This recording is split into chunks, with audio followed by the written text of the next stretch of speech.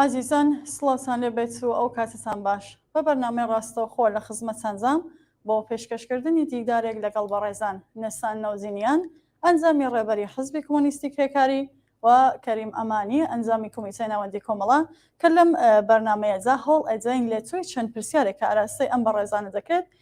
تیش بخەینە سەر چەند بابەتێک لەوانە بارودۆخی کوردستانی ڕۆژاوە ئامانجەکانی حکوومەتی تورکیا لە درێژەدان بە هێرشە دژە ئینسانیەکانی و کاریگەری شەڕی حەماس و ئیسرائیل لەسەر کوێ کێشەکانی ناوچەکان هیوازارین کاتان هەبێت سەکوتاییان بەرنمەیە لەگەڵمان بن ئەڕۆمە لای میوانانی بەرنامە هاوڕێیان سڵاتان لەبێت کاک نەسان و کاکەریم ئەمانی منی سلااز دەکەم لە خەمەتی ئێوە و کاکەریم و بینەرانی خۆشەویستی ئەم بەرنامە زۆر سپاس هاوڕێچاوانجان منیش سڵاوم هەیە بۆ ئێوە بۆ هاوکارانی تەلەڤیزیۆنی کۆمەڵا هەروەها بۆ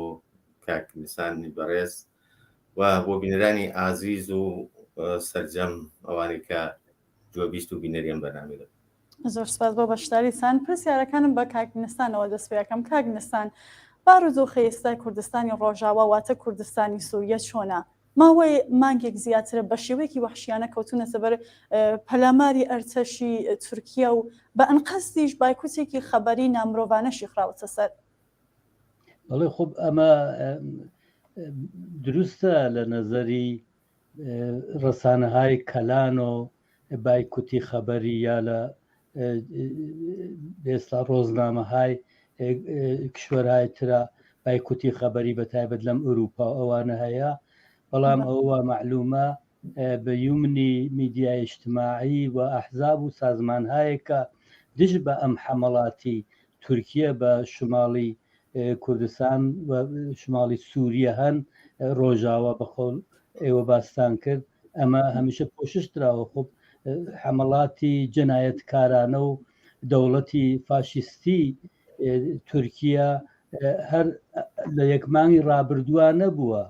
بەڵکو لە ماوەی چەند ساڵی ڕابردووە شاید بڵێم لە ساڵی 2011 بەملاو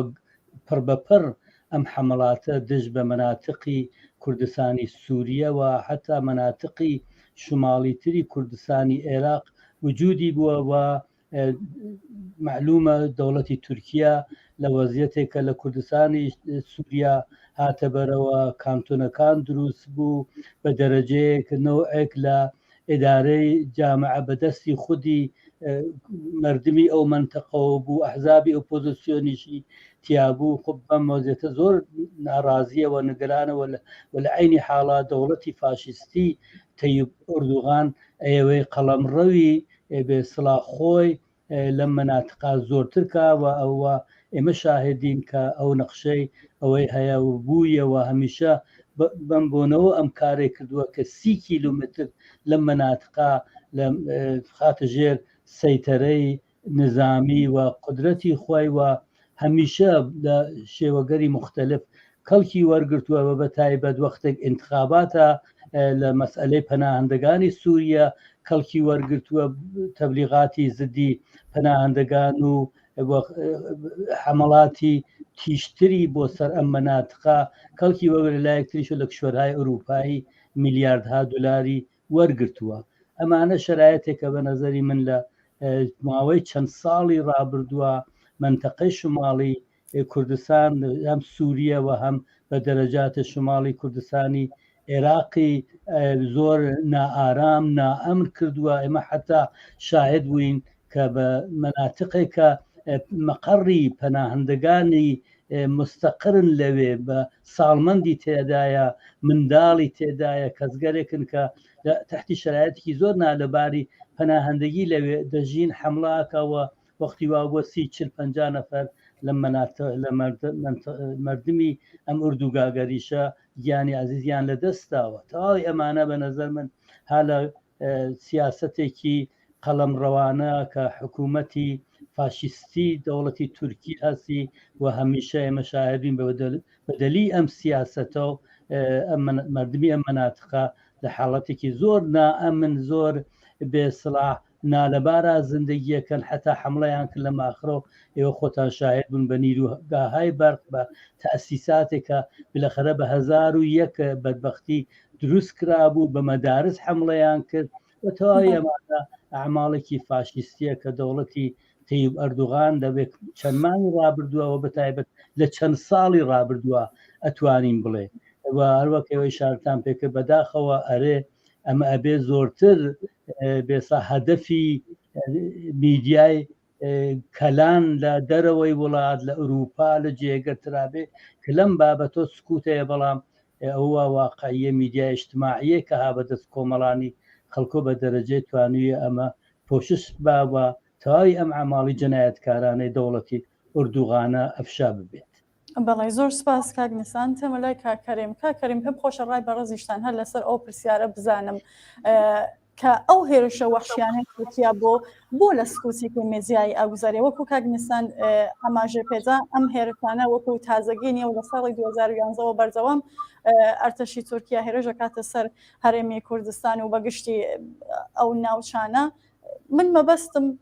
لەم کاتایایە لە تووری ئەم مانگە بۆ بەستم فکوس بکەینە سەر ئەوەی کە لە تووری ئەم مانگە بۆ لە خەبەرگوزاریەکانە زیاتر باس ناکرێ هێرشەکانی تورکیا. ئەگەر ئیجازەم بدەن من سەرەتا ئەمڕۆ هەواڵی گیانەدەستدانی ئارمیتا گراوەند ڕاستمە لەلایەن وڵاتی ئیسلامی و ڕاگەیەندرا بەداخەوە دوای 28 ڕۆژ دەستپەنجە نەرمکردن لەگەڵ مەرگ بە سەرنەویشتی مەحسا دووچار بوو. من بەم بۆنەوە سەرخۆشی بکەم لە بنەماڵەی ئارمیتا و هەروەها تەواوی کۆمەڵانی خەڵک ئەو کەسانی کە دڵیان بەم ڕووداوە هاتۆتە ئێش و غەم و پەژاری خۆمیان لەگەڵ دەرببڕم. کاک نیسان ئاماژەی بە زۆر شتی دروست کرد. دیارە لەم کاتساتەدا ئەوەی کە دەوڵەتی تورکیە جۆرێک دەست ئاوەڵە بوو بۆ هێرشکردنە سەر ڕۆژاوای کوردستان بە شێوەیەکی زۆر دوژمنکارانە بە شێوەیەکی زۆر بێبەزەیانە دەتوانین بڵێن جیاوازتر لە هێرشەکانی کە لە توولی ئەو مێژووی کاگنیسانی شاری پێکرد بەردەوام بووە کەم و زۆر، بەڵام ئەم جارەیان بە ئامانجێکی دیکە ئەو هێرشانی دەست پێ کرد هەروەک بۆ خۆشی نەی شاردەوە ڕایگەیان کە دەیەوێت ژێرخانی ئەو پێک هاتەیە کە لەوێ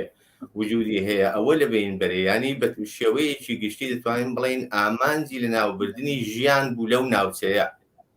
و بە جۆرێک دووچارکردنی ئەو منتقەیە کە ئێستا لەژێر حکوومەتی خۆبەڕێوەبەردایە دووچار بکات بە سەرنەویشتێک کە چەند ساڵ لەمەوە پێش لە گرێسپی لە ئەفرین و لە سەرەکانی دروستی کرد. بۆیە ئەو هێرشانە لە کاتێکیشدا ڕوودەدەن کە خەبەری یا هەواڵی شەڕی ئیسرائیل و حەماس جۆرێک لە جۆرەکان بە عەمد یا بە دەلیلی ئەوەی کە لایەنەکانی شەڕ جۆرێک زلهێزەکانن بە ئیسلاح تەواوی ڕاگەیەنەرە ئەو ڕاگەنارەی کە سەمپایەتیان لەگەڵ لایەن زلهێزەکان هەیە کەوتونەتە ژێر هەژمونیوە بە شێوەی لایەنگرانە ئەو هەواڵانە زیاتر بەرز دەکەنەوە بە تەواوی سێبەری خستۆتە سەر ڕووداوێکی ئەوەی کە لە ڕۆژاوا و لە ناوچەکانی دیکەدا دەگوزارێەوە تەنانەت شەڕی ئۆکراینیشی جۆری لە جۆرەکان بردە حاشیەوە هەواڵەکانی. بەڵام بەخۆشیەوە دیارە لە دنیای ئەمڕۆدا لە دنیای مەجازیدا ئیمکانەتەکان ئەوەندە زۆرن کە لایەنە ئازادی خوازەکان ئەو کەسانی دیکە دڵیان بۆ خەڵکی ئازادی خوازی سووریا و ئەو کەسانی ژێرستەم بە تایبەت ناوچەی کوردستانی سووریە کە زۆر وەحشیانە کەوتونەت بەرپەلامار بێدەنگ نەبوون و تا ئەو جگایی کە توانی بێتیان هەواڵ و جزئیات وردەکاری ئەو ڕووداوانە و ئەو پەلامارە وەحشیانەیان بە دنیای دەرەوە ناوچەکە ڕاگەیاندووە. ئەگەرچی من بۆ نمونە مەسەلەن ئەمڕۆ سێرچێکم کرد لە ناو ماڵپەڕەکاندا ئەو شوێنانەی کە دەتوانن منبع بن بۆ هەواڵ بۆ زانیاری لە رابطە لەگەڵ ڕووداوەکانی ئەو ڕۆی ناوچەکەدا زۆر بەداخەوە ئەوەی کە لە رابطە لەگەڵ کوردستانی سووریەدا هەواڵ و زانیاری دەدرێت زۆر کەمترە لەو ئاستی ئەو وەحشیگەری و بێڕەحمەی کە ڕژیمی ئەردوغان لە سووریا دەیکات. لەو ماوەیەدا بە ڕێژەیەکی زۆر یعنی دواتر ئەگە پێویست بکات تەنانەت بە ئامار کە چەندە هێرشەکانی چڕ و پڕ و لە ئاستێکی بەربڵاو و بەریندا بووە، چەندە بەردەوام بووەوە، چەندە زیانی ماڵی گیانی بە خەڵکی ئەو ناوچەیە گەیاندووە. هەروەک کاگنیسان باسی کرد هەدەفی سەرەکی ڕژیمی تورکیە لەو یا ئارتەشی تورکیە بڵین لەو پەلاماراندا ژێرخانە ئابوووریەکان بۆ لەوانە بستان سەرچاوە ئاویەکان، سەرچاوە نەوتیەکان، سیلۆکانی نەوت و ئەو شوێنانەی کە جۆرێک ژیان پیانەوە گرێدراوە، یعنی ئەوانەی کردوتە ئاماز لە بەتیادادێکی زۆری بەئێستا کەڕاتی هێرش و پەلامار کە دواتر حتمەن وەکو ئامارێکە پێویستە دەکرێت بیان خێنە ڕوو ئاماژیان کرد. بەڵێ دەستان خۆش بێ ڕۆمەوە لای کاگنیسان وەکو کاکەریم ئاماژە پێدا ئەتوانی یەکێک لە جیاوازیەکانی هێرشی ئەم جارێ تورکیا ئەوە بێکە ژێرخانی ئابووری ئەو شوێنانە کردوتە ئامانج. ئەو شوێنانەیە کەچوونەتە بەر پەلامار و هێرش و بۆمبارانی ئەرتشی تورکیا کوێن و بۆچی ئەو شوێنانە بە ئامانج دەگیرێن؟ ئێمە شاهدی بۆچوونێک یا سیاسەتێکی زۆر جەنایەتکارانە لەلایەن هەمیشە دەوڵەتی تورکیا بووین کە ئەم حملاتە وەک دفاعێکی مەشروع بۆ خۆیدانێ و لەم دفاعی مەشروعە ئەوە نییە کە عملیاتێ بکە، بەڵکو ئەوەی گیانی ئینسانەکان بە تۆری واقعی بگرێ کە ئەمە فاشیستی ترین جەنایەتە کە ئێمە لەلایەن دەوڵەتی ئوردوغانەوە هەمیشە شاهد بووین. ئەوە ئەوێ گیانی ئەو کەسانە لەو مەناتقا زندگیەکەن هەم بە شێوەی حملاتی نظامی کە وجودی بووە ئەنجامی داوە، هەم بە شێوەی خونپارە باران، حملاتی هەوایی، حملاتی نظامی پیادە نظامی ئەرتەش ئەنجامی بدا. ئەوە نییە کە مەسەڵ گەرەکی بێ جێگەی نیرویە ئەغەب نشینی پێ بکە، بەڵکو بەو هەدەفە ئەو حملاتاکە کە گیانی بنیامەکان ئیسا ئەحزابی ئۆپۆزیسیۆن بن یا کۆمەڵانەی خەڵکی دانیشتووی ئەو مەناتقە بن ئەوێ بیگرێ و بەم دەلیلە ئەمەیە داناوە بۆ دفاعی مەشروعی خۆی، یعنی ئەڵێ من لەما مەشروعە من حەقم هەیە کە ئەم کارە بکەم کە ئەقدامێکی بە نەزەر من زۆر جەنایەتکارانەیە و ئەگەر ئێمە لێرە خطاب بە دنیای متەمەدن قسە بکەین ئەڵێن ئەبێ ئەمە لە مۆردی ئوردوغانەوە بێ بە کارنامەیەکی جەنگی و ئەبێت ئوردوغان هەر بم بۆنەوە محاکمە بکرێت و خۆ لەم وەختی ئەم سیاستەی هەیە و ئەوێ گیانی بنیامەکان بگرێت دفاع بێسا حملەیەکی مەشروعی بۆ خۆی داناوە قەتعەن بیمارستان و مەدرسە و بێسا نیروگاهای بەرق و تەواوی ئەو ژێر ساختانە کە لەو مەناتقا هەیە بێڕەحمانە ئەداتە بەر حملاتی خۆی و ئێمە لە حملاتی یەکمانگی ڕابردووە شاهد بووین کە چەند جار بەم مەناتقە حملە کرا، چەند پالایشگای نەوت، نیروگاهای بەرق و هەروە مەدرسە و بیمارستان و محەلی دەرمانی کۆمەڵانی خەڵک ئەو جێگەوە حتا ئاموزش بۆ منداڵان بۆ نەوجەوانان وجودی بووە ئەوانیشێ موردی حملە قەرارداوە و ئەهدافی ئەوەیە کە ئەمانە ئەسڵ مەوجودیەتێکیان نەبێت و وجودیان نەبێ و لە ئەینی حاڵە ئەروەک باسم کرد سەرەکی ترین سیاسەتی ئەم ڕژیمە فاشیستی ئەوەیە کە لەو مەناتقا واقعانەوەیە کە گیان لە کەسێکە نەفەسەکێشە گیانی هەیە نەمێنێەوە ئەم سیاستانە هەر بم بۆنەوە ئەنجامەداوە کە خۆتان ئیشارەتان پێ کرد. بەڵێ کاکەریم حضوری ئەمریکا لەو ناوچەیەدا بەرچاوە و ئاسمانی ناوچەکە لە ژێر کۆنتترۆڵی ئەوانزایە، بۆچی هیچ دژەکردەوەیەک لەلایەن ئەوانەوە نابینین بۆ پاراستنی دەم و دەستگا و ناوەندەمەندنیەکانی و ناوچەیە؟ دەکرێت بڵین لەلایەن ئەوانەوە گڵوپی سۆز بۆ ئەرتەشی تورکیا هەڵکراوە؟ بێگومان ئەگەر لە ئاخرین بەشی پرسیارەکە دەتوێت بکەین بەڵێ دەلیلەکەشی ئەوە بووە کە لە تووری تەواوی ئەو ساڵانەدا حەدیەقەل ئێمە پێماوا بووە و ڕەنگە واقعیەتەکان بەشی زۆری ئەوە تەئید بکەن کە بەرژەوەندی خەڵکی کوردستان لەگەڵ بەرژەوەندی ئەمریکادا یەک ناگرێتەوە، یعنی هیچ کات دەوڵەتی ئەمریکا لە هیچ کام لە بەشەکانی کوردستان لە هیچ قۆناغێکدا لە ڕووی دڵسۆزیەوە پاڵپشتی ئەگەریش کردبێت بۆ خەڵکی کوردستان نەبووە، بەڵکە لەکوێ بەرژەوەندی خۆی چۆنی خواست بێ ئاوا هەسو کەوتی کردووە لەگەڵ مەسەلەی کورد و لەگەڵ ئەو شرایطی کە خەڵکی کورد لە ناوچەکاندا تێدا قەرار دەگرن و ئەو دەستدرێژانی کە لایەن دەوڵەتەکان دەکرێت سەریان.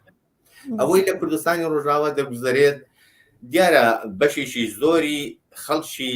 ڕۆژاوا بە فیداکاری خۆیان، بە ژیانبازی خۆیان، بە ئیرادەی خۆیان ئەمرێکی واقعیان سەپان بەسەر منتخەکەدا، بەسەر زلهێزەکاندەوە لەوانە خودی ئەمریکاش. بۆیە هیچ حاشای لێ نەدەکران، نەیان دەتوانیانی تەنانەت کاتێکە هێزێکی وەحشی و دڕندەی وەکو داعشیان تێکشکاند لە کاتێکا کە ئەو شەڕە تازە دەستی پێکردی بوو و کۆبانی لە حاڵی کەوتندا بوو، هەتا ماوەیەکی زۆر ئەو وڵاتانە مڕەدەت بوون لە پشتیوانیکردن. بەڵام دواتر کە ئیرادەی خەڵکیان دی، ڕاوەستاوی خەڵکیان دی، لێبڕاوی خەڵکیان دی بۆ ئەوەی کە بڕیاریان داوە بۆ خۆیان ژیانێک بۆ خۆیان دەستەبەر بکەن کە تێیدا بە شێوەیەکی ئینسانی بژین جیاوازتر لەو ژیانێکە لە ڕابردوودا بەسەریاندا سەپێنراوە، ئەو کات بوو ناچار لایەنەکان وەلوانە خودی ئەمریکاش هاتە پشتیان و یارمەتی کردن. تا ئەو کاتیش خودی ئۆردوغان یەکێک لەو لایەنانە بوو کە گەورەترین پاڵپشتی ڕاستەوخۆ و ناڕاستەوخۆی هێزێکی وەحشی وەکو داعش بوو بۆەوەی کە کۆبانی بکەوێت یا شارەکانی دیکە بەدەستەوە بگرێت. بۆیە چاوپۆشی ئەمریکا لێرەدا زۆر عینیە، یعنی هیچ کاتێک لە هیچ مەقتەعێکدا دەوڵەتی ئۆردوغان بەبێ ئەوەی کە چاسەوزی لە رووسیەوە لەو ئەمریکا ژوەرنەگرت بێت عملیاتێکی ئەنجام نەداوە. بەڵام ئێستانی بۆ نمونە ئەوە تەئید دەکرێت وەکو بڵین بۆ سیحەتی ئەو ئیدعایی کە ئێمە دەیکەین لەم ماوەیەدا، لەم ڕۆژانەی ئاخریدا کە هەندێک بە ئیسلا پەرچێشی ئۆردوغان زیاتر لە حەد یا بە قەولی معروف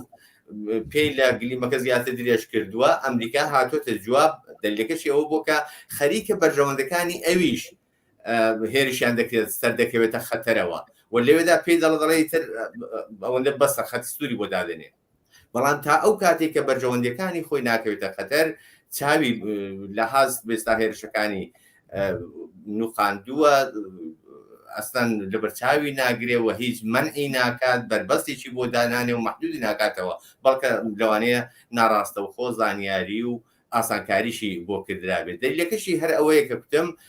بەرژەوەندی خەڵکی کوردستان لە هیچ خۆناغێکدا لەگەڵ بەرژەوەندی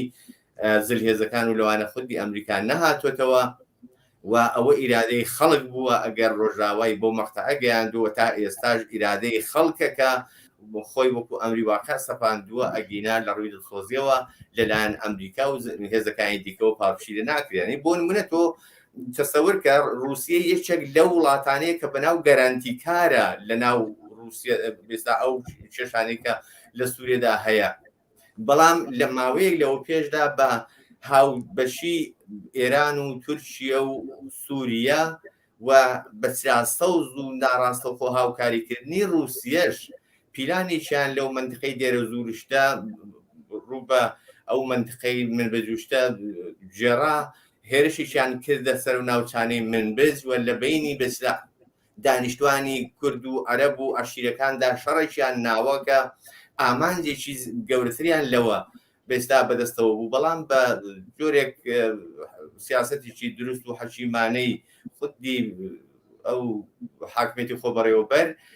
پوچەڵیان کردەوە هێرشەکانی ئەگەنا خودی رووسیا ئەگەرچی لەوێت زامنە بۆ لانیکەم میانجیکردن بۆ پاراستنی هەندێک لەو ناوچانەی کە بەپی قەراردادێک لە بینیاندا هەیە دەبێت سنوورەکان نەبەزێنەوە هێزانە، بەڵام خودی رووسیەش لەوێکاندا چاوپۆشی لەو پیلانجێڕیانە دەکرد کە لەلایەن ئەو دەوڵەتانەوە کرابوو و لێەوەی کە تێکیشکانەوەی کە پوچەڵی کردەوە بازم ڕاوەستاوی و عەزم و ئیرادەی ئەو خەڵکەوە لە عینی حاڵدا سیاسەتی دروستی بەرپرسانی ئەو بەڕێوەبەرایەتیە بوو. بۆیە من تاکید دەکەمەوە کە بەڵێت سەوزی ئەمریکایی لە پێش بووەوە ئەمەلەن چاوپۆشی لە دەکرێت هێرشەکانی ئەگەر هاوکاری ڕاستەوخۆشیان لەگەڵ. بەڵێ زۆر سپاس کاکەریم. کاگنستان پێم خۆشە ڕای بەڕێزیشتان هەر لەم بارەوە بزانم. ئایا ئێوەش بێتان وایە کاکەریم ئشارەیان بە زۆر شت کرد، بەڵام پێم خۆش بۆ ڕای بەڕێزیشتان بزانم کە ئایا پێتان وایە ئەمریکا گڵۆپی سۆزی بۆ ئەرتشی تورکیا هەڵکردووە؟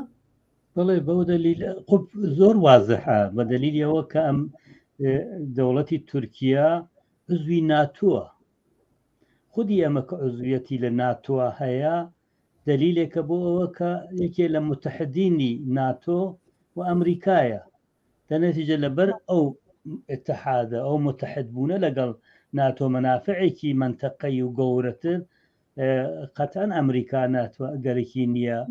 بەرابەر بە ئەرتەشی تورکیە یا خودی دەوڵەتی تورکیە مەوزعێکی تعڕزی ڕاستەوخۆ بگرێ و ئەوانە محکومکە لە عینی حاڵە ئێمە شاهدی لە ماوەی ئەو چەند ساڵ ڕابردووە هەم ئەمریکا هەم دەوڵەتی تورکیە ئەرتەشی ملی سووریەیان دروست کردووە کە زۆتر ئیسلامیستەکانن و ئەمانە ماوەیەکیش حتا مۆردی حمایەتی ئەرتەشی ئەمریکا بوون تا ئەوانە فاکتورهایەکە کە قەتعاً ئەمریکا هەمیشە بەرابەر بە جەنایەتی ئەرتەشی تورکیە و خودی دەوڵەتی تورکیە سکوتی کردووە و لە عینی حاڵا بە نەزەری من لە مذاکراتێکە و لە قوانینێکی ڕەوابەتی بین المللی و دیپلۆماسیەکە کە پێکەوە هەیەنەوە هەردووکیان منافعیان لە ناتووە مشتەرەکە حمایەتی کردووە لە ئەرتەشی تورکیە دەنەتیجە ئەمە یەک مەسئلەیەکی مهمە ئیسا جوابی ئەوە چییە؟ جوابی ئەوە کۆمەڵانی خەڵکی متەمەدنن هەروەک باسکرا کاکەریمی شارێ پێکرد خودی منافعێکە کە لەوێ مردم بۆ خۆیان ئەبێ بیپارێزم و لە عینی حاڵە فەراخانێکە بە تەواوی دنیا کە بلەخەرە بەرابەر بەم نەوع سکوتی ئەمریکا سکوت نەکەن نوع بێسا هەمکاری و چاوپۆشی دەوڵەتی ئەرتەشی و نیروهای ئەمریکای لەو منتەقە بەرابەر بە ئەرتەشی تورکیە کە ئەیکەن سکوت نەکرێت و ئەمە ڕێگە حەلێکە وەگەرنە هیچ ڕێگە حەلێک ئێمە شاهدینەوە هیچ وەختێک ئەرتەش و بێسا نەهادهای مەوجود و مەحفوظی ئەمریکا لەو منتەقا و حزوریان هەیە ناجی مردمی زەحمەتکێشی ئەو منتەقا ئەو مەناتقە نەبوون لە هیچ کشوەرێکی دنیا بەتایبەت لەو مەناتقاکە لە بەرچاویانەوە ئەم بێسڵا جەنایەتە ئەکرێت و ئەمە بەلەخەر شتێکی ئاشکارە دەلایلێکی کامڵەن مەشهودی هەیە و ئەمە وەزیفەی نیروهای ئینسانی و مردمی متەمەدن زۆرترەکە کە بەرابەر بەم نوع جەنایەتە زۆرتر قسە بکەن مۆزع بگرن و معلومە ئەمریکا هەمیشە موردی بێستا تورکیای موردی حمایەتی خۆی قەرارداوە و ئەمە مەنافعێکی کامڵەن منتەقەیە مربوطە بە ناتۆ مربوطە بە موقعیەتی ئەمریکا لەم منتەقەکە مربوطە بە دەورەی جەنگی داعش مربوطە بە رابطەی ئەمریکا و بێسا جمهوری ئیسلامی تا ئەوانە کولەن فاکتورهایەکن کە ئەم سوالی ئێوە تەیید دەکا کە خان بەم شکلە. بەڵێ زۆر سپاس هاوڕێیانی بەخشی کۆنتترۆل بە من ئەڵێن کە کلیپێک ئامادەیە ئەوە ببینین دینەوە سەر پرسیارەکانمان.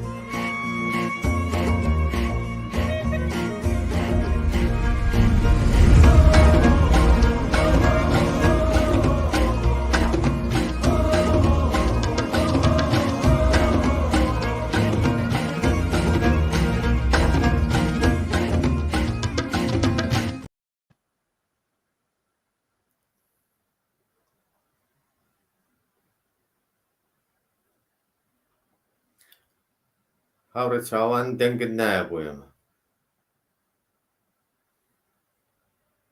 ئێستا دەنگی منەویستن؟ بەڵێ بەڵێ داوای لێ پرس ناکەم. کاک نیسان پرسیارەکان هەر بە ئێوەوە ئێدامازم تا ڕادەیەک دەسەڵاتی خۆبەڕێوبەر و دەستکەوتەکانی خەباتی خەڵکی چێکۆشەری ئەو ناوچەیە بە کشت پێکاتەکانیەوە لە مەترسیدایە باوا بڵین دەبێت چ بکرێت بۆ پاراستنیەوە دەستکەوتانە؟ من پێم وایە ئاماژەمان پێدا کە ئەبێ هەم حمایەتایەکی وەسیع لەلایەن کۆمەڵانی خەڵکۆ بکرێت و هەم لەوێ ئەم نیرووە وجودی هەیە چۆن ئەتوانێ خۆی سەر و سامان بدە ئارایشێک بگرێکە بەرابەر بەم حمەڵاتە ڕاوەسە لە عینی حاڵا بە نەزەری من فاکتورهایەکی تر کە ئەوڕۆ لە منتەقا مەوجودە هەم مەسەلەی شەڕی ئیستا ئیسرائیل بە مەسەلەی غەزا و هەمینکی ڕابطەیەکە ئێستا لە لەگەڵ ئۆپۆزیسیۆنی بێسڵا ئێرانی لە منتەقەی کوردستانی عێراقا هەیە وجودی هەیەوە ئەو زەخت و زۆرانەوە ئایتێرن و هەم حزوری حکوومەتی ئیسلامی لە منتەقا بە نەزەر متەواویەوانە فاکتورهایەکە کە ئەتوانێت هەم لە تەشتیتبوونی ئەو ئەوزاعە بۆ نائەمکردنی ژیانی مردمی کوردستانی شماڵی سووریە تاسیری بێ هەم ئینکێ خودی ئەوان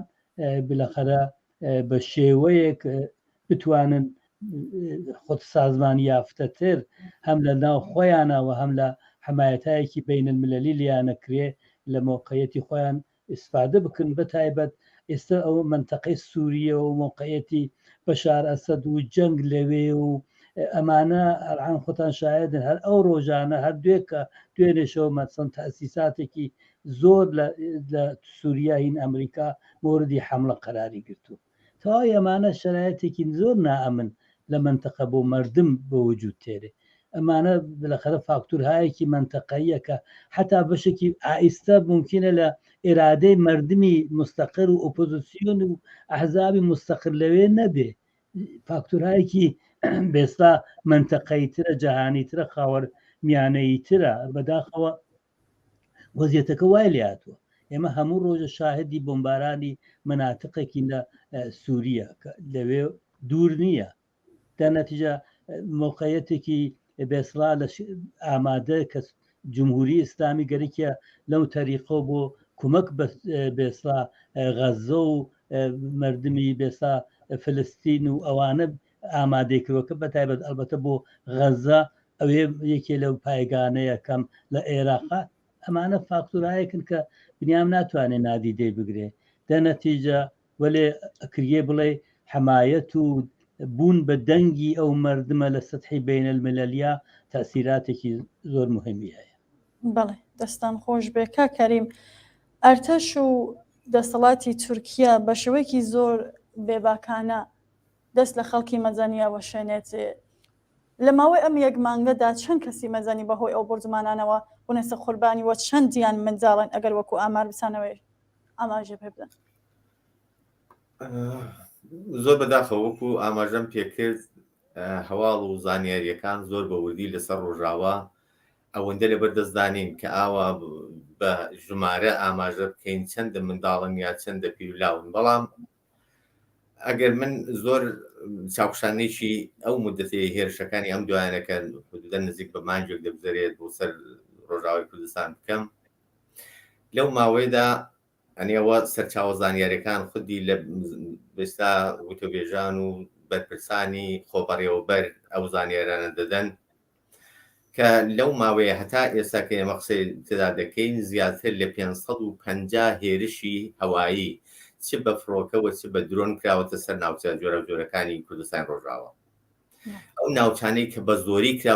کراوتنە ئامانج ینی بەدەیان ناوەندی بێسا سەرچاوە ئاوی بەرق و هەروەکو باسکرا پێشتر نەخۆشخانە و مەدرسە و ئەو جۆرە شوێنانەیە لە ئەو هێرشانەدا هەر لە یەشێک لە هێرشەکاندا بۆ نمونە ماوەی لەوە پێشکە مرکزێکی بەئیسلا مەشق و ڕاهێنانی ناوەندی ئەو هێزانەی کە بۆ بەربەرەکانی یا ڕوبەڕووبوونەوە لەگەڵ مادەی هۆشبەر وەکو بڵێن کۆلێژیشی دانیشگاییە لەوێ هێز پەروەردە دەکەن نیرو پەروەردە دەکەن مەجموعەیەک بەستان نیرو یا خوێندکار لەوێکانەکە لە ڕۆژەکانی ئاخری تەواوبوونی ئەوە دابوون کە مەدرک وەربگرن و بێن بچنە ڕیزی ئەو هێزانەوە کە بەرەو ڕووی ئەو کێشەی بەستان ماوادی خۆش بەروشتە بنەوە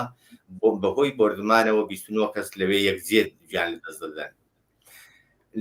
خەڵکی مەدەنی هەتا ئێستا بەپێی دوایین زانیاریەکان زیاتر لە 120 نەفەر یعنی دەیان نەفەر کوژراون کە لەوانە بە زۆری ژن و منداڵ و بسلا بە ساڵاچوون زۆربەی هەرە زۆریان بەڵام بە تەفکیک بەداخەوە ئامارێکی وانیە کە بە تیادان بڵین ئەوەندەیان منداڵنیاوە دەژن بەڵام ئامارەکان بازەوە دەکەن کە زیاتر لە 120 کەس خەڵکی مەدەنی و زۆربیان بەسلا ژن و منداڵ و خەڵکی بە ساڵاچوون ئەوانە پێک دێنن. ئەو ماوەیە جۆرێک ژێرخانی بێستا ئەو منتیقەیە یا ئەو مەحدودەی کە لەژێر حاکمیەتی خۆبەڕێوە بەردایە بە جۆرێک لە بین چووە و زەربەی بەرکەوتووە کە زیاتر لە 2 ملیۆن کەس هەر ئێستا بەبێ ئاو و بەبێ کارەبا دەژین. ئەوە چ بوو؟ دەنگم دێت؟ بەڵێ کاکەریم بفەرموو دەنگتانە بیستی. من لێرە شتێک هاتووە سەر کامپیوتەرەکەم ئەگەر ئیجازەم بدەن بزانم نازانم چیم پێ دەڵێ بەڕاستی ئەگەر هاوڕێیانی بەشی بەڵێ تاکو ئێوە کێشەکەتان باشکەن با من بڕۆمە لای کاگنیسان لەو کاتەوە کە شەڕی نێوان حەماس و ئیسرائیل دەستی پێ کردووە تەواوی ڕانەرەکانی دنیا فکورسیان کردووەتە سەر ئەو ڕووداوە ئەمەش باوە بڵین کە سێبەری خستوەتە سەر کێشەکانی تری ناوچەکە ئەم بابەتە ئێوە چۆن دەکاتەوە؟ قەتعاً دروستە کامەڵەن ئێوە دروستێژن کە لە وەختێکەوە کە حەداقل لە حدودی 25 ڕۆژی گذەشتەوە کە حملەی حەماس بە مناتقێک لە ئیسرائیلە دەستی پێ کردووە ئەو گرۆگانگیرانە کراوە لەو دوا ئامادەبوونی ئیسرائیل بۆ حملە بە خەزا تەواوی ئەوانە ئیسا سەردێڕی تەواوی ڕۆزنامەگەر و تەلەڤیزیۆن و میدیای بێسا کەلانن لە سەتحی هەم جەهانە هەم لە سەتحی منتەقەی خاوەرمیانە هەموو وەختێک ئێمە وەختێک تواشای دێڕی ئەخبارەکەین ئەوڵ ئەوەیە وە قەتعەن ئەمە سایخ سەر ئەخباری مربوط بە ئەم حملاتی ئەرتەشی تورکیە بۆ مناتقی شماڵی سووریە و یا اتفاقاتێکی تر لە منتەقەی خاوەرمیانەکەوێەوە ئەمە هەموو شتێکی تحتی تەسیری خۆی قەرارداوەوە هەمە کرێ بڵێ تەبیعیە چون مهمترین ڕوویدادی جەهانی خەریکە ئەکەوێ و کەوتووە و زندگی ممکنە بەشێک زۆر لە بەشەریەت بخاتە مەخاترەوە تحتی تەسیری خۆی قەرابدا کە ئەو ڕۆی مەشاهدوین کە حملاتی زەوینی و بۆمبارانی شەدید لە دوێکەوە بۆ سەر غەزە دەستی پێ کردووە و تایسەت چەند هزار منداڵ و ساڵمەند هەم لە غەزاوە و مناتقە کوژراون کەوتون ژێر ئاواری بۆمباران و قۆمپارەبارانی ئەرتەشی فاشیستی ئیسرائیل و هەم اینکە دەها نەفەر لە مردمی ئیسرائیل گرۆگان گیراون ژیان و زندگیان کەسگەری مەدەنین بەدەستی حەماسەوە کە جەریانێکی تۆریزمی ئیسلامی سیاسیە لەو منتەقەوە مەزاحمی زندگی و ژیانی مرد دقیقاً وایە ئەم اتفاق وەختی ئاوە هاتووە سەبەرەوە تەوەجێ جەهانیان و میدیا بەوە معتوفە قەتعەن ئەمە سایخ سەر ئەو ڕووداوانە کە لە کوردستانی بێستا سووریا و لە شماڵی سووریا و ئەقداماتێکە دەوڵەتی و ئەرتەشی فاشیستی تورکیەکە سایخستەوە ئەمەی مقدارێ بردووەسە حاشیەی مەسائلی خەبەری و تەبلیغیەوە. بەڵێ با بڕۆین لای هاوڕێکەریم ئێستا دەنگمانە بیستی؟ بەڵێ کێشانە کاکەریم باسی شەڕی نێوان حەماس و ئیسرائیلمان کردو و ئەوەی کە سەرجەم ڕانەرەکانی دنیا فکوسیان کردووەتە سەر ئەو شەڕە و باقی کێشەکان لە سکوتێکی خەبەری یا بەڕێوەشێ پێم خۆشە زیاتر ئێوە ئەماژێ پێ بزانین ڕای بەڕێستان لەو بارەوە بزانم. من سەرتا داوای لێبوردن دەکەم کێشەی لە کامپیوتەرەکەدا دروست بوو تەسکیلشتەکە لاچوو لە هەر حاڵدا من باسی ئەوەم کرد لە جوای پرسیارەکەی پێشوودا کە بمێ نەتیجەگیری بدەم بەدەستەوە ئەوەی کە باسی ئەو ئامار و ئەرقام و ڕێژەی بەربڵاوی هێرشەکان بە شێوەیەکی بەڕەحمانام کردووە ژمارەی کوژرا و بێستا زەرر و زیانەکان چ ماڵی چ ژیانی ئەوە بەیانگەرێن بۆیە ئەوە زەحکردەوە کە دەبێت بزانینەوە بەیانگەری تاوانێکی واقعی شەڕە کە لەلایەن دەوڵەتی تورکیەوە ئەنجام دەدرێت وە دەبێت ڕای گشتی لەوە ئاگادار بکرێتەوە ینی یەکێک لەو ڕێگانەی کە نەیەڵین ئەو ڕووداوانەی کە لە سووریە بێستا ڕوو دەدەن ئەو جنایەتانی کە دەوڵەتی تورکیا لەوێ دەیکات لەژێر سێبەری شتەیەکە لە ئیسرائیل و لە بین ئیسرائیل و حەماسدا هەیە بێستا ئەوە زۆر نەچێتە حاشیەوە لەبیر نەچێتەوە پێم وایە یەکێک لە وەزیفەکان ئەوەیە کە دەبێت ئەو ئامار و ئەرقامانە ئەو زانیارانە بە وردی ڕابگەێنین بە ڕایگشتی جیهانی و کۆمەڵگای ئازادی خواست لە دەرەوەی سووریا. بەڵام زۆر ئاساییە ئەوەی کە لە بینی ئیسرائیل و حەماسدا ڕوودەدا جنایەتێکی ضد ئینسانیە یعنی چ لەلایەن حەماسەوە هێرشێکی کە کرا سەر بێستا خەڵکی بێدیفاعی ئیسرائیل وچە ئەو وەڵامدانەوە و بێستا حرەکەتە تۆڵەستێنانی کە دەوڵەتی ئیسرائیل دەوڵەتی یەهودی و ڕەگەزپەرستی ئیسرائیل کردوێتەوە سەر بێستا خەڵکی بێگوناهی فەلەستین بە بیانووی ڕوبەڕبوونەوە لەگەڵ حەماس یا تۆڵەسەندنەوە لە جنایەتەکانی حەماس. لە عینی حاڵیدا من سەرەتا ئاماژەم پێکرد بە دەلیلی ئەوەی کە یەکێک لە لایەنەکانی شەڕ ئیسرائیلە و ئیسرائیل هەمیشە پایگایکی واقعی یا بەشێک لە ئەمریکا و لە زلهێزەکانن لە ناوچەی خاوەرمیانەدا و لە عینی حاڵدا کێشەی فەلەستین و بینی فەلەستین و ئیسرائیل یەکێک لەو کێشە بێسلا دێرینانەیە کە بەدەیان ساڵە بە شێوەیەکی چارەسەر نەکراوی ماوەتەوە وەکو بەئیسلا ئێسکی لایبرین ماوەتەوە هەمیشە یەکێک بۆ ئێستا لە سەردێڕە سەرێکیەکانی هەواڵەکان و ڕووداوەکانی ناوچەکە جا دوای ئەوە لە خاوەرمیانەدا ڕەنگە ڕووداوی دووەم یا بێستا مەوزوعێکی دووەم کە لە ئاستی ئەودا دەتوانین ئەژبار بکرێن مەسەلەی بێستا کوردستانەوە لەوانە خودی کوردستانی سووریەش کە ئێستا ئێمە قسەمان لەسەر کرد کە بە شێوەیەکی بێستا چارەسەر نەکرا و ماوەتەوە و شان لە خاوەرمیانەدا. بەڵام ڕووداوی بینی حەماس و ئیسرائیل بە دەلیلی ئەوەی کەوتم لایەنێکی شەڕەکە ئیسرائیلە و زلهێزەکان و لەسەروی هەمویانەوە ئەمریکا لایەنێکی ئەو شەڕەیە ڕاستەوخۆ و ناڕاستەوخۆ و هەموو میدیا جیهانیەکانیش لە اختیار ئەواندایە و لایەنی دووەمی حەماسە جریانێکی تۆرۆریستی کۆنەپەرستی جنایەتکار کە لەلایەن بێستا مەجموعەیەک لە دەوڵەتە کۆنەپەرستەکانی ناوچەکەەوە وەکو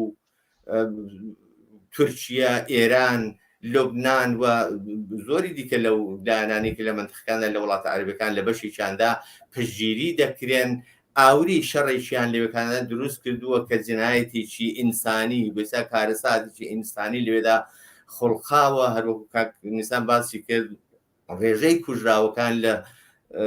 غەزە زیاتر لە 7,000 کەس بە هەزاران کەس باسی لێ دەکرێت کە بە پێی خودی ئامارەکان زیاتر لە 40% تەنیا منداڵن لە ناوچوون و گیانیان دەستداوە. ئێستا بێستا غەزە لە شرایطێکی کارەساتباردایە بەبێ ئاو و بەرق و ئێستا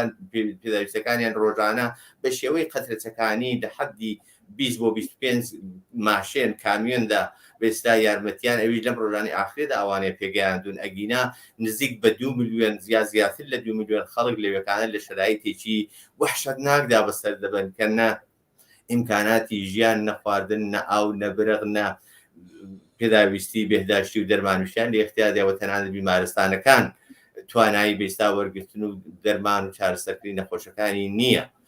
لە عینی حاڵدا ئەوەی لە سووریەش هاو زەمان دەگوزارێ مشابهی ئەوەیە ڕژیمی بێستا تورکیا دەسەڵاتی تورکیا لە سووریا بیمارستان بردمان دەکات، مەدرسە بردمان دەکات، یعنی ئەو شوێنەی کە جۆرێک هێمای ژیانی لێبێت ئینسانی لێ بژێرخانەکەی نابوود دەکا بەڵام لە عین حاڵدا فرمێسکێکی درۆینە بۆ خەڵکی فەلەستین هەڵدەڕێژێەوە بەستا بەردی دڵسۆزی و هاوسۆزی لەگەڵ خەڵکی فەلەستین لە سنگ دەدا بۆ ئەوەی کە ئەو مەوردەی خۆی ئەو حەملا و جینایەتانی خۆی لە سووریا بشارێتەوە وانە بوو کاکەوە زۆر بەخەمی بەستا ئەو ستەم و چەسانەوە و هێرش و وەحشیگەریەی دەوڵەتی ئیسرائیل لە دژی فەلەستینەکان بەڵام لە عینی حاڵدا دوولایەنی شەڕ لە فەلەستین هەردوو لای جینایەتکارن هەردوو لا کۆنەپەرست و مرتەجەن خەڵکی بێگوناهن کرد ناوەدا و خەڵکی بێگوناهی فەلەستین بە تایبەت دەبنە قوربانی لە هەمان کاتدا خۆ ئەوەی کە لە ئیسرائیلیش بەسەر خەڵک داهات بەشێکی زۆری خەڵکی بێتاوان بێتفاعی خەڵکی ئیسرائیل بوو کە هەردوو لای شەڕەکە قابلی ئەوەن کە محکوم بکرێن و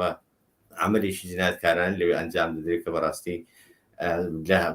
سەدەی 21دا چاوەڕوان نەکراوە لە کۆمەڵگای متەمەدنی ئەو ڕۆی دنیاکە شاهدی هەمچین وەحشیگەریەهایەک من لە بەرچاوی هەموو میدیا و ڕسانهایەکی دنیا. کاک نەسان بێگومان شەڕی نێوان ئیسرائیل و فلەستینیەکان شەڕێکی زۆر خوێناوی و نامرۆڤانەیە بە ئاشکرایی ئەمریکا و وڵاتانی ئەوروپایی و ئێران لەم کێشەیەدا لە هەوڵی لایەنگری و یارمەتیدانی لایەنەکانی شەڕکەرن خوێنی ئەو هەموو ئینسانە بێتاوانە کە زۆربەیان منداڵن وەکو کاکەری ماماژە پێدا لە ئێستۆی کێیە؟ مەسەلەکە مربوطە بە رابطەیە کە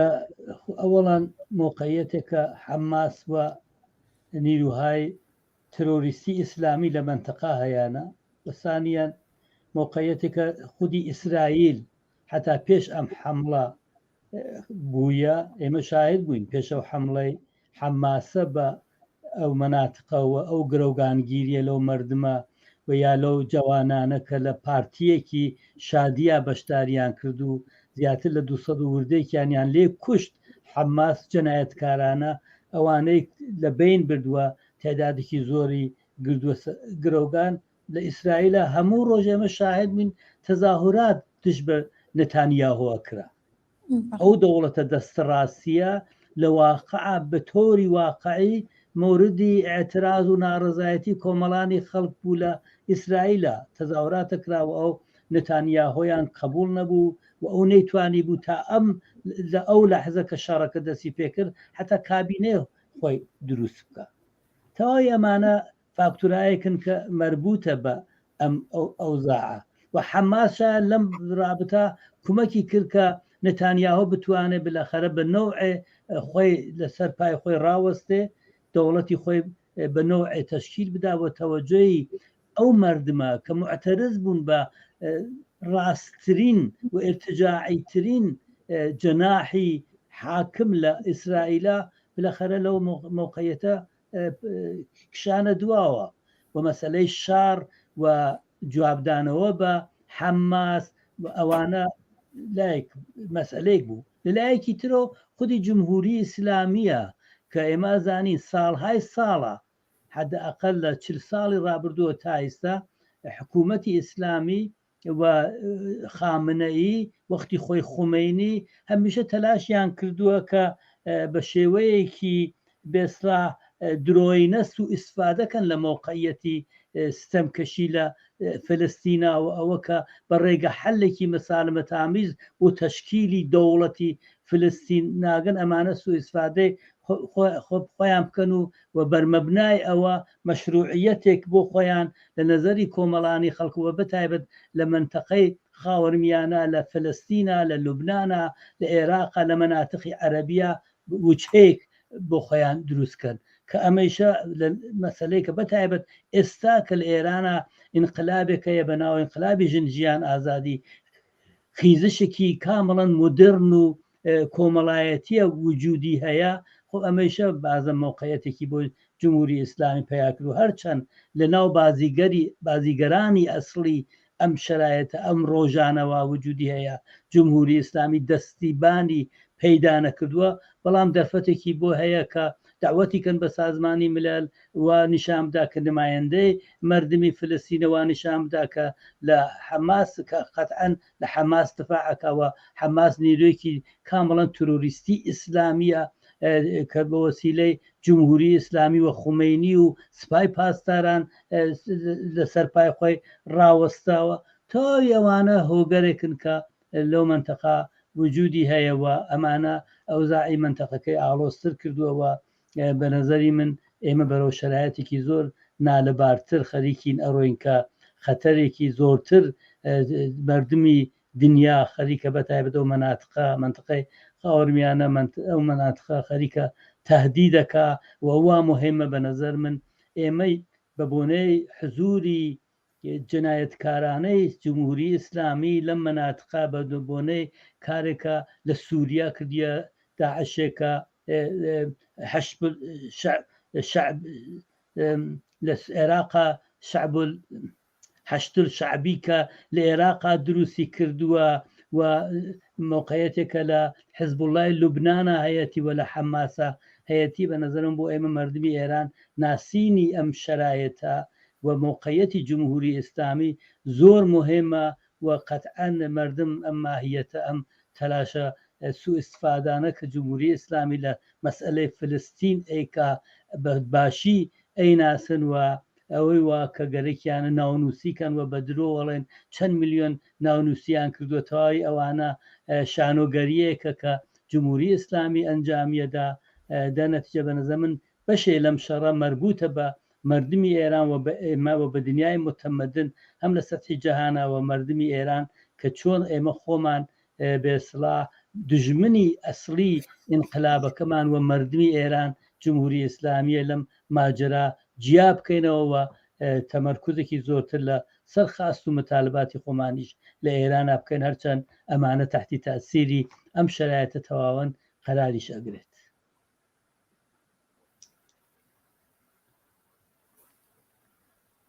دەنگت نییە هاوڕێ، ئێمە دەنگتمان نییە گەر هاوڕێیانی بەشی کنترۆل ئێستا دەنگمە بیستن ئێستا دەنگت هەیە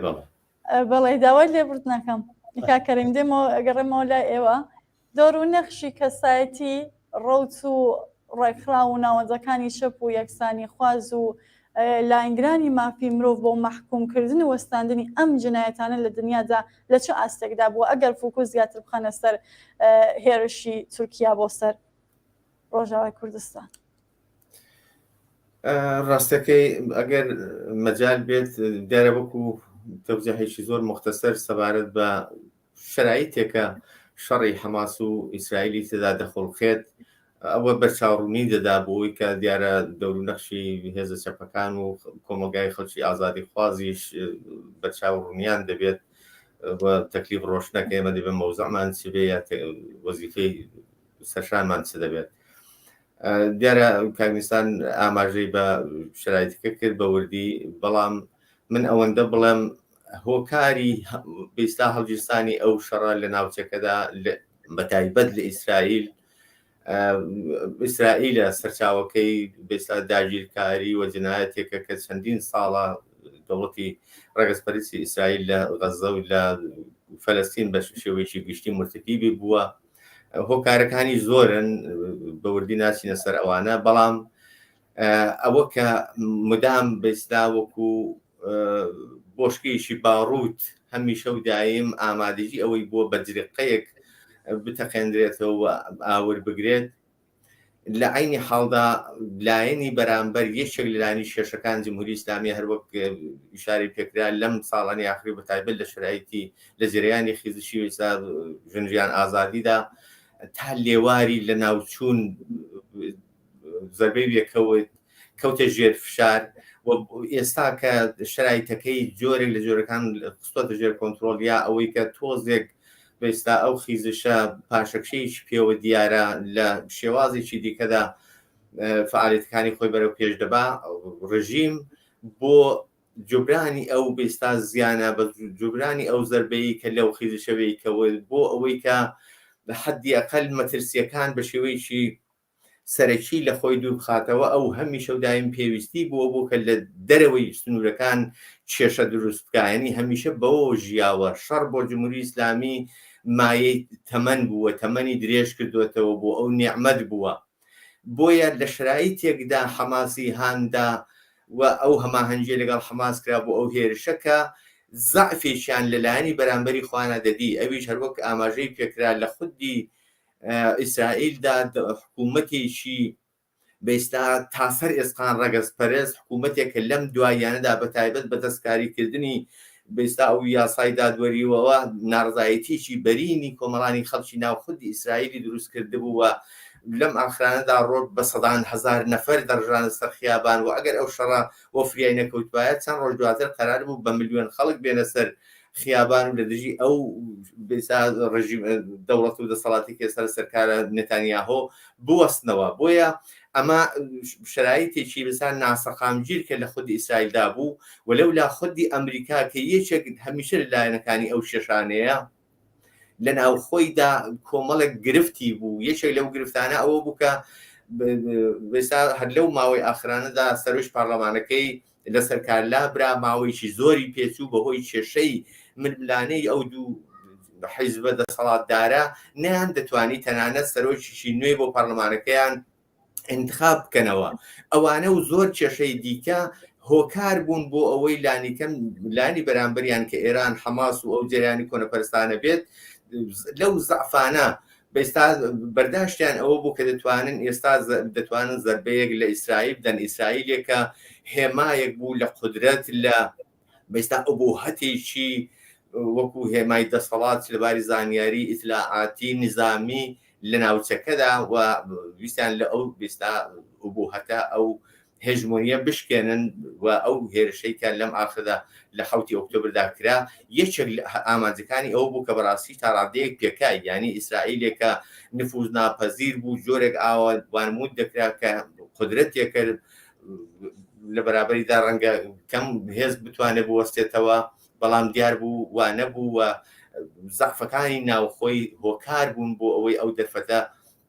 بۆ حەماس بخوازرێتەوە ئەوان لە دەرفەتی استفادە بکەن بە شێوەیەکی غافڵگیرانە ئەو زەربیان لێ بدەن کە ڕەنگە جوبرانی ئەو بەدەستێناوەی ئەو شکۆیە زەمانی دەوێەوە سەرانی چ نظامی و چ بەئێستا سیاسی ئێستای ئیسرائیل لە داهاتووی دوای ئەو شەڕاندا حتمەن دەکەونە بەر محاکەمە و لێپرسینەوە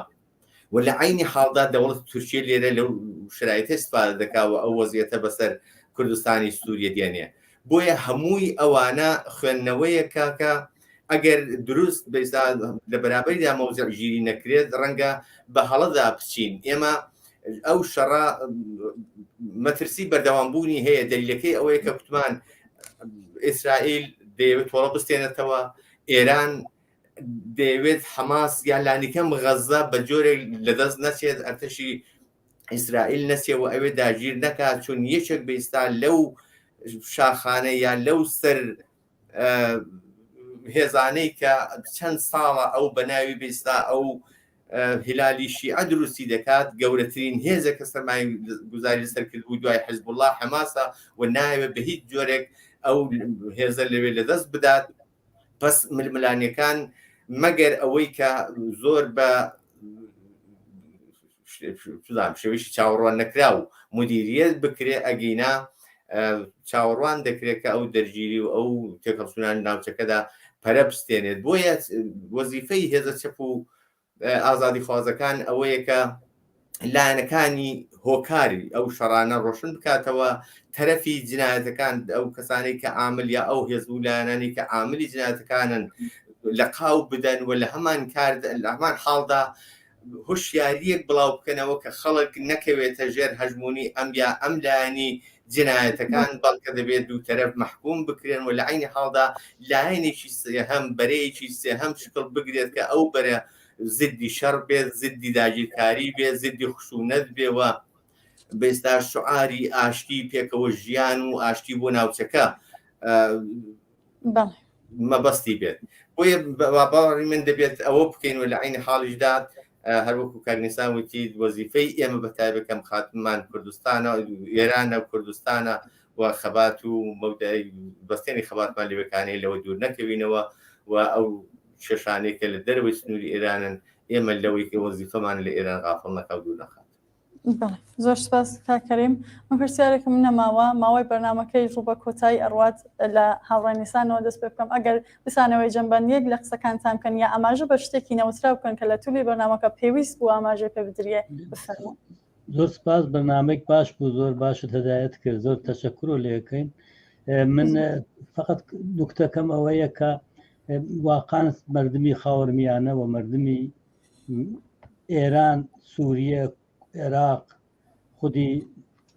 فلسطین ئیسرائیل هەن لە منتەقە شرایەتێکی زۆر حساسە بە هەر دەرەجەیەک ئێمە بەرەو ئەوە بڕۆین لە ئێرانە سەری مار پان بکەینەوە بە نەزەر من کومەکێکی گەورەیە بە سوڵحی منتەقەی خاوەرمیانەوە جەهانی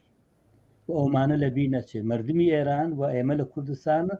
لە کوردستانی ئێران و مردمی ئێران وەزیفەیەکی زۆر مهمانەیە هەموو کەسەڵێن سەری مارەکە ها لە ئێرانە ئیسلامی سیاسی خامنەئی و تەواوی ئەو فتوانە کە ئەیدەن دەنێت ئێمە وەزیفەیەکی زۆر سەنگینمان هەیە کە لەسەر پانکردنەوەی ئەو سەری مارە زۆر تەلاش بکەین سازمانیەبی زۆرتر بکەین و ئەو ئەهدافە کە ئینقلابی ژنجیان ئازادی بووی و دەستی پێکرد نابودی حکوومەتی ئیسلامیە ئەوە تەقویەت بکەین. زۆر سپاس هاوڕێکەریم ئێوە بفەرمون. وەڵام منیش زۆر سپاس دەکەم بۆ ئیدارەی بەرنامەکەمان دوونەبین لە ئەو ڕفەقانی کە ئیدارەی بەرنامەکە لە پێش کامێرا شتە زەحمەت دەکێشن. من لەو قسەی کاک نیسانەوە ئاخرکەی شاری پێکرد سەری مارەکە لە ئێرانە زۆر ڕاستە بەڵام نەک بەو شێوەی کە زۆر لایەن ئادرس دەدەن بە زلهێزەکان کەەوە سەری مارەکە لە ئێرانە وەرن سەری مارەکە پان بکەنەوە یا بەڵکە سەری ئەو مارە دەبێت بە ئیرادەی خەڵک بە شۆڕشی خەڵک وە لە خوارەوە بە هێز و یەکگرتووی و خەباتی خەڵکی ئازادی خواست لە ئێران ئەوە مەبەستی ئێمە بێت هەدەفی ئێمە بێت ئەو ئادرسە نەک بۆ لایەنە دەرێشیەکان بۆ زلهێزەکان بەڵکە ئەو ئەدرسە بدرێت بە خەڵکی ئازادی خوازی ئێران کە دەبێت سەری مارەکە ینی سەرچاوی هەموو ئەو ئاشوبانە ئێرانەوە ئێمە وەزیفەمان ئەوەیە کە بەهێزی یەکگرتی و خۆمان پشت بەستین و ئەو سەری مارە لە ئێرانە ئەوە پان بکەینەوە. زۆر سپاس بۆ بەشداریتان هاوڕێکەری مەمانی ئەنجامی کمیسیۆنی ناوەندی کۆمەڵەوە هاوڕێنویستان نەودینیان ئەنجامی ڕێبەری حزبی کۆمۆنیستی کرێکاری. زۆر سپاس. زۆر سپاس. بەڵێ ئازیزان و بینەرانی خۆشەویست زۆر سپاس بۆ ئێوەش کە چاکو ئێستا بینەرمان بوون تا بەرنامەیەکی ڕاستەوخۆی دیکە ماڵەوە.